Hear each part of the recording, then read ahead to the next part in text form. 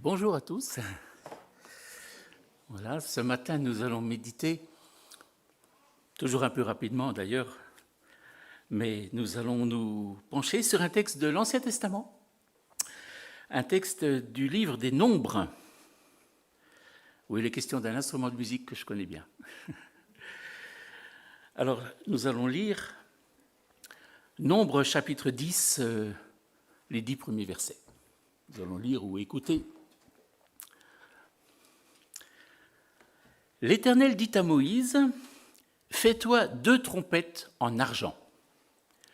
Tu les feras en argent battu. Elles te serviront pour convoquer l'assemblée et pour signaler le départ des camps.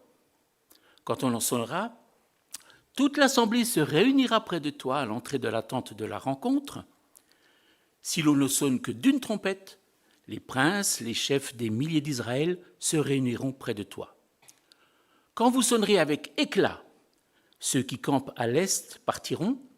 Quand vous sonnerez avec éclat pour la 2e fois, ceux qui campent au sud partiront. On sonnera avec éclat pour leur départ. Vous sonnerez aussi pour convoquer l'assemblée, mais pas avec éclat. Les fils d'Aaron, les prêtres, sonneront la trompette. Ce sera une prescription perpétuelle pour vous au fil des générations. Dans votre pays, lorsque vous irez à la guerre contre l'ennemi qui vous combattra, vous sonnerez de la trompette avec éclat.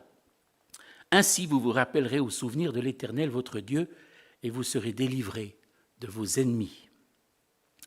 Dans vos jours de joie, lors de vos fêtes et de vos débuts de mois, vous sonnerez de la trompette en offrant vos holocaustes et vos sacrifices de communion, et cela vous servira de souvenir devant votre Dieu. Je suis l'Éternel, votre Dieu. Alors, qu'est-ce que ce vieux texte écrit des siècles avant Jésus-Christ a à nous dire aujourd'hui? Ce matin, je vais vous parler d'un instrument de musique que je connais bien pour l'avoir enseigné 38 années au conservatoire. Je serai bientôt en retraite. C'est la trompette. C'est un instrument dont il est beaucoup question dans la Bible.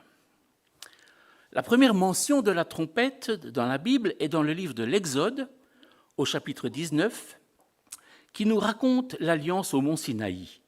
Le peuple est rassemblé au pied de la montagne et Moïse monte vers Dieu. Dieu lui parle et Moïse rapporte les paroles au peuple.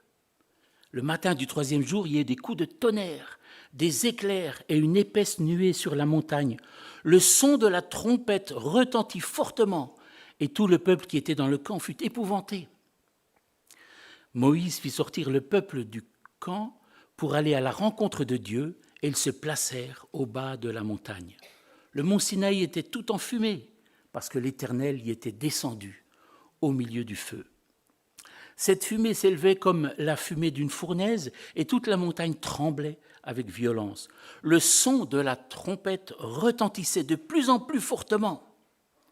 Moïse parlait et Dieu lui répondait à haute voix. Ainsi l'Éternel descendit sur le mont Sinaï, au sommet de la montagne. L'Éternel appela Moïse à y venir et Moïse monta. Lors de cet événement extraordinaire, un son de trompette retentit fortement. S'agit-il réellement d'une trompette? Qui souffle dedans? Est-ce un langage imagé pour signifier la voix de Dieu? Un peu comme dans le livre de l'Apocalypse, au 1er chapitre, qui dit, c'est Jean qui écrit, « Je fus saisi par l'Esprit le jour du Seigneur et j'entendis derrière moi une voix forte comme le son d'une trompette. » Là, il s'agit de la voix puissante de Jésus-Christ glorifié. Le premier texte dans le livre des Nombres que nous avons lu montre l'origine biblique de la trompette, environ 14 siècles avant Jésus-Christ, pendant l'âge du bronze. Elle devait ressembler un peu à ça. Elle devait ressembler un peu à ça, c'est simplement un métal façonné. C'est tout simple, c'est un tuyau métallique. Et le son devait ressembler un peu à ça, si vous permettez. Il faut que je bouge bouche les trous.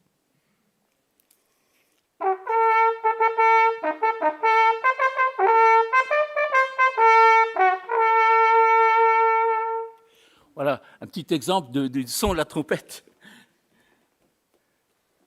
Merci. Vous voyez, donc un instrument métallique, il fallait que ça s'entende bien en plein air et que les troupes au loin puissent se rassembler. Ça devait ressembler un petit peu à ça, hein. C'était pas plus compliqué. Il n'y avait pas les pistons encore qui ont été inventés en 1800. Le premier texte que nous avons lu montre l'origine de la trompette, oui. Donc, alors, ne pas confondre avec le chauffard. On verra un peu plus tard le chauffard. À quoi servaient-elles ces trompettes? On peut y voir 3 fonctions principales. Rassembler, envoyer au combat et célébrer les fêtes. Remarquons que la tradition du rassemblement s'est perpétuée jusqu'à aujourd'hui avec le clairon. Le clairon, c'est un peu comme ce que vous avez vu. Le clairon rassemble encore les troupes aujourd'hui. Alors, première fonction, le rassemblement. Elles te serviront pour convoquer l'assemblée, mais sans produire un son éclatant. Il y a des sons plus doux pour rassembler et des sons plus puissants pour partir au combat. Le peuple est dispersé et va à ses occupations quand retentit la trompette du rassemblement. C'est une convocation. Il faut accourir au rendez-vous. L'Éternel convoque, le peuple doit se regrouper. Il est bon de le rappeler aujourd'hui, dans un monde très individualiste, dans lequel chacun peut vivre sa spiritualité seul chez lui, devant son écran. Savez-vous qu'il existe des e-church, c'est-à-dire des églises en ligne, des églises sur Internet? Cela est bien contradictoire car le concept d'église signifie assemblée. Personnellement, j'ai du mal à imaginer une assemblée virtuelle.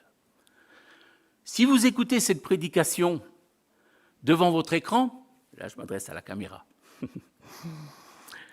eh bien,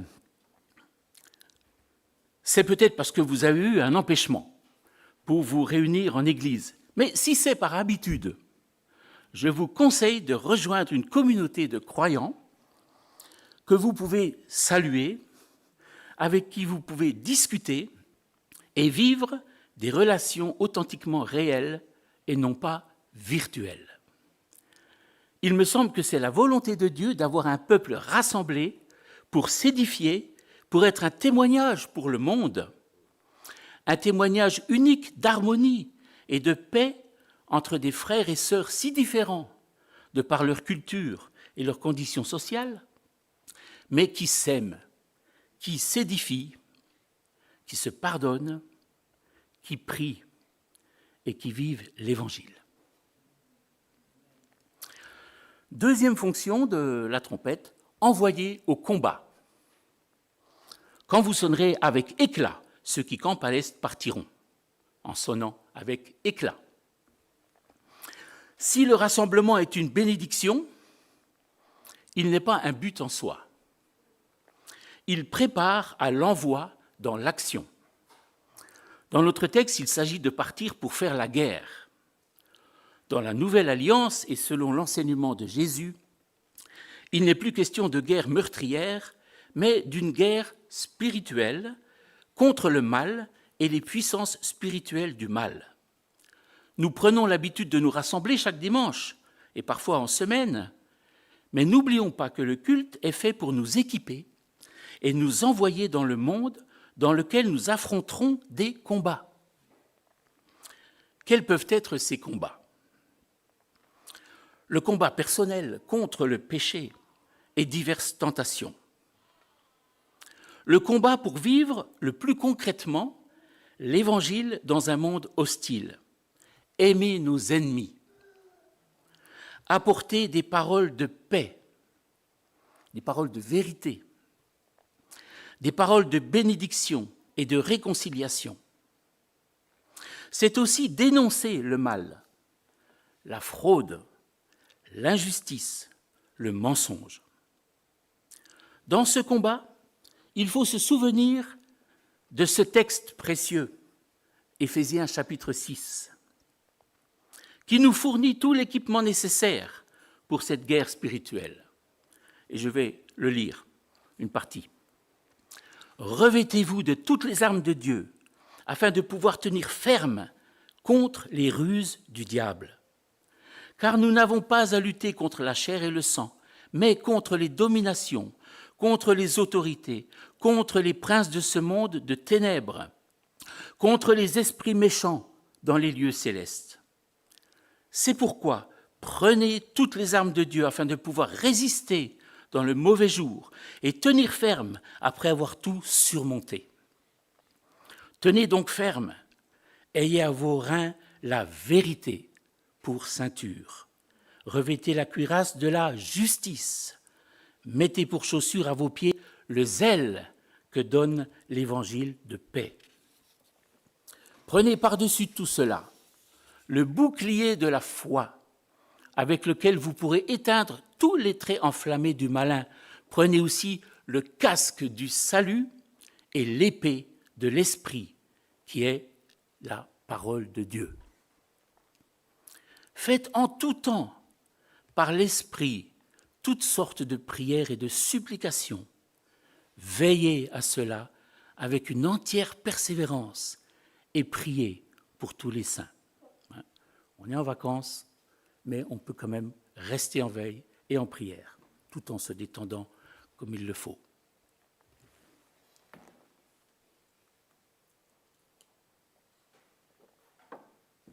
Quand je dis on est en vacances, ce n'est peut-être pas le cas de tous, hein, mais la plupart.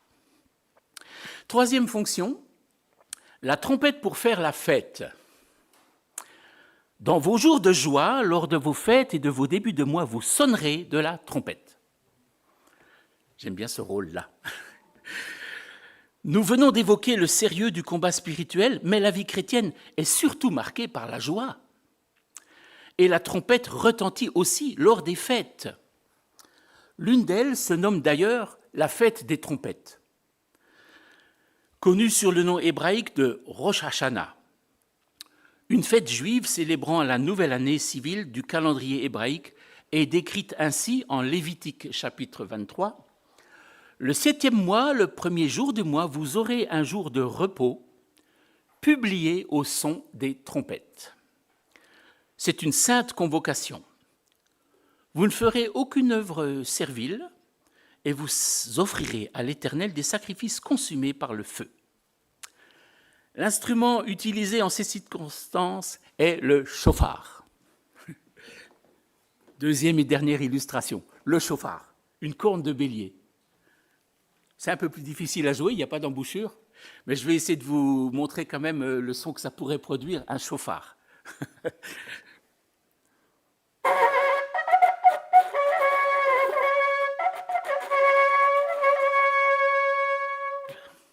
Vous voyez, il est difficile de faire plusieurs sons dans un tel instrument. Merci.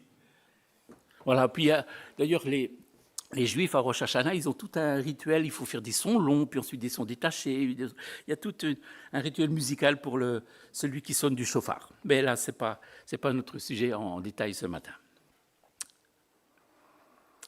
En tout cas, pour faire la fête aussi. Après avoir vu la trompette dans ce texte du livre des Nombres, considérons d'autres passages bibliques. Il y a bien sûr les trompettes de Jéricho, et c'était plutôt le chauffard. Hein. Il y a plusieurs noms pour traduire trompette dans la Bible. Il y a le Hatzot-Zera, c'est la trompette métallique, et le chauffard, c'est la corne de bélier. Encore l'une ou l'autre traduction un peu différente. Mais bon, on ne va pas rentrer dans trop de détails ce matin. Donc, il y a bien sûr les trompettes de Jéricho qui ont servi à faire effondrer miraculeusement les murailles. Dans le Nouveau Testament, la mention de la trompette est en rapport avec la parousie, c'est-à-dire le retour de Jésus-Christ. Sa seconde venue sur la terre à la fin des temps. Dans son discours sur les temps de la fin, Jésus-Christ annonce, en Matthieu 24, 31, « Le Fils de l'homme enverra ses anges avec la trompette retentissante et ils rassembleront ceux qu'il a choisis des 4 coins du monde, d'une extrémité du ciel à l'autre. Je pense qu'il s'agit de la même trompette que celle de l'Exode au mont Sinaï. C'est la trompette du rassemblement, la réunion des élus prêts pour le royaume de Dieu. Permettez-moi de nous interpeller par quelques questions. Sommes-nous prêts pour le royaume de Dieu qui viendra soudainement? L'attendons-nous? L'espérons-nous? Croyons-nous que Jésus reviendra réellement, corporellement? Oui, je le crois. Quelle attitude adopter en y pensant? Quand on y pense, qu'est-ce que ça remue en nous? Y a-t-il quelque chose à changer dans notre vie pour être prêt? La pensée de la venue du Seigneur nous donne-t-elle de la joie ou de la tristesse, voire de la crainte? Peut-être il y a deux sentiments qui se mélangent, la joie et la tristesse. La joie d'entrer pleinement dans le salut et la tristesse pour les perdus. Est-ce que nous en parlons à nos amis, en les avertissant, tout en leur témoignant de notre espérance? Un autre verset parallèle à cette parole de Jésus se trouve en 1 Corinthiens 15, quand l'apôtre Paul parle beaucoup de la résurrection. L'apôtre Paul écrit « Voici, je vous dis un mystère, nous ne mourrons pas tous, mais tous nous serons changés en un instant, en un clin d'œil, au son de la dernière trompette. La trompette sonnera, alors les morts ressusciteront, incorruptibles, et nous serons transformés. » Il est question de la dernière trompette, probablement la 7e. Je fais référence là aux 7 trompettes de l'Apocalypse qui annoncent des fléaux qui s'abattent sur la terre, en Apocalypse chapitre 8. Voyons rapidement ces 7 trompettes, ces 7 fléaux de l'Apocalypse chapitre 8. Quand le premier ange sonne de la trompette, de la grêle et du feu mêlé de sang tombent du ciel et brûlent le tiers de la terre, de l'herbe et des arbres. Quand le deuxième ange sonne la trompette, une grande montagne embrasée par le feu sera jetée dans la mer et le tiers de la mer deviendra du sang. Le tiers de toutes les créatures marines mourra et le tiers des navires sera détruit. Quand le troisième ange sonne la trompette, Jean voit une grande étoile ardente comme un flambeau qui tombe du ciel sur le tiers des fleuves et les sources d'eau potable, rendant l'eau amère et tuant beaucoup d'hommes. Le nom de cette étoile est Absinthe. Alors, j'ouvre une parenthèse pour faire une remarque. Le mot Tchernobyl signifie absinthe. La catastrophe de 1986 serait-elle la troisième trompette? Personnellement, je suis entre curiosité et méfiance. Et je prends ces coïncidences avec une grande prudence, car on entend beaucoup de choses douteuses au sujet de la fin du monde, et plusieurs se sont trompés en annonçant des dates de fin du monde. Ceci dit, je me souviens qu'en 1986, quand j'avais entendu ça, j'ai été voir, et effectivement, vous pouvez vérifier, Tchernobyl veut dire absinthe. Bon, c'est intéressant. Quatrième trompette. Quand le quatrième ange sonne la trompette, la clarté du soleil, de la lune et des étoiles diminuera d'un tiers. Les 4 premières trompettes ne sont que le commencement des douleurs. Au moment où la 5e trompette sonnera, le châtiment sera si sévère que les hommes chercheront la mort, mais ne la trouveront pas.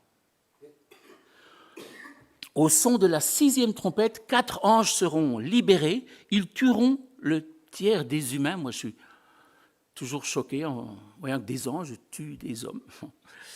C'est écrit comme cela.